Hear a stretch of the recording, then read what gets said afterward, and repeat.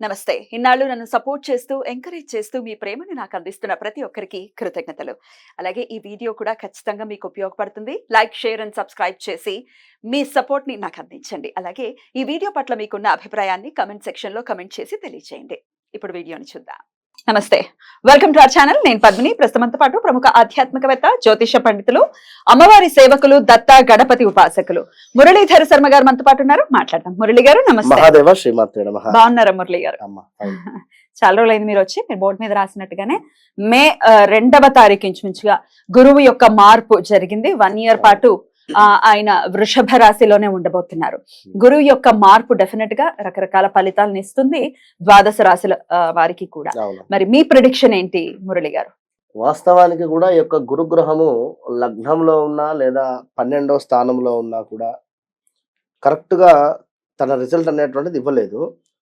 ఇప్పుడు ప్రజెంట్ గా ఈ యొక్క వృశ్చిక రాశి వారికి కానీ, కర్కాటక రాశి వారికి కానీ, అదే విధంగా మకర రాశి వారికి కానీ, ఇంకా మనకు ఈ యొక్క మిథున రాశి వారికి కానీ చాలా అద్భుతాలు సృష్టించేటువంటి ఈ యొక్క 24 మే తర్వాత ఆల్రెడీ గత 1.5 మంత్ నుండే ఈ యొక్క కర్కాటక రాశి వారు కానీ లేదా మకర రాశి వారికి కానీ స్థానచలన కానీ, ప్రదేశ మార్పులు కానీ, జాబ్ లో ప్రమోషన్స్ ఆర్ ఇంకేదైనా మంచి జాబ్ దొరకడం కానీ 100% ఈ 1.5 మంత్ బ్యాకే వీరికి రిజల్ట్ ఇచ్చేసింది ఆల్రెడీ.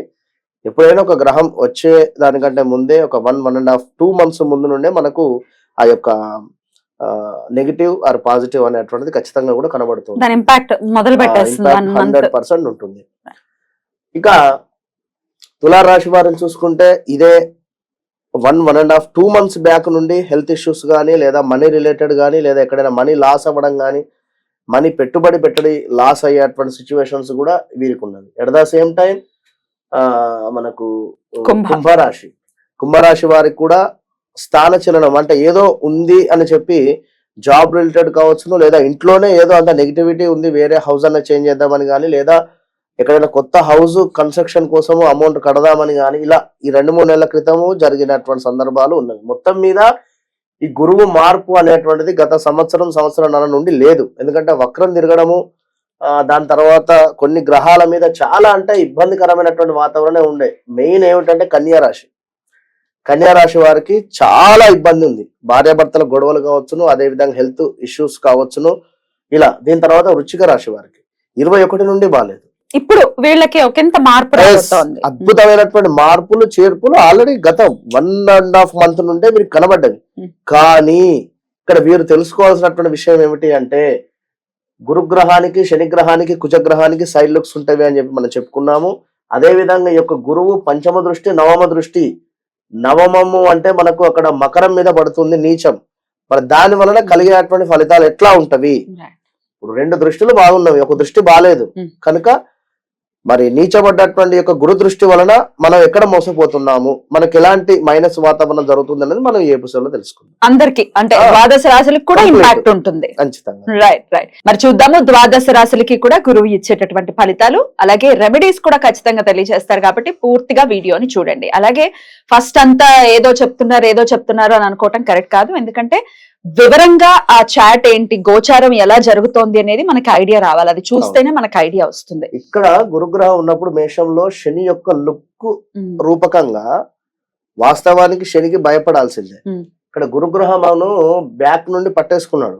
తన రిజల్ట్ కూడా ఏ రాశుల వారికి కూడా లాస్ట్ ఇయర్ లో ఎక్కువ లేదు, దగ్గర దాకా వచ్చి ఉన్న సందర్భం. ఇప్పుడు ఏమిటి, కంప్లీట్ గా దీనికి సంబంధించిన రిజల్ట్. ఇప్పుడు శని లుక్స్ కూడా లేవు అక్కడ. ఈ విషయాన్ని కూడా గమనించుకో. తప్పకుండా. ఇక చూద్దాం ఇప్పుడు ద్వాదశ రాశులకి ఫలితాలు. మరి మకర రాశి వారికి లాస్ట్ సెషన్ ఆఫ్ ఏల్నాటి శని లో ఉన్నారు ఆల్రెడీ వీరు. సో ఎలాంటి రిజల్ట్స్ ఇవ్వబోతున్నారండి గురువు గారు? చాలా అద్భుతము వీరికి. మేషము, అదే విధంగా కర్కాటకము, అటు పిమ్మట వృశ్చికము, దాని తర్వాత మకరము.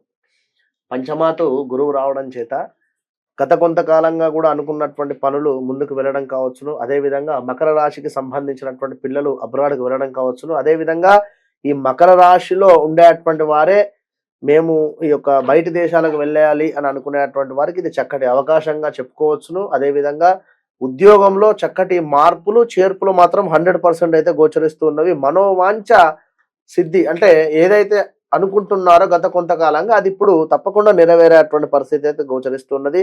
ఐశ్వర్య ప్రాప్తి అద్భుతంగా వీరికి ఉన్నది అని చెప్పుకోవచ్చును. ధన లాభము, అదేవిధంగా శరీరక శ్రమ మాత్రము ఇదొకటి మాత్రము ఉన్నది. ఎందుకంటే 2లో శని ఉండడం చేత కాస్త కష్టే ఫలి అన్నట్టుగా ఉంటుంది కనుక తప్పకుండా కష్టపడండి.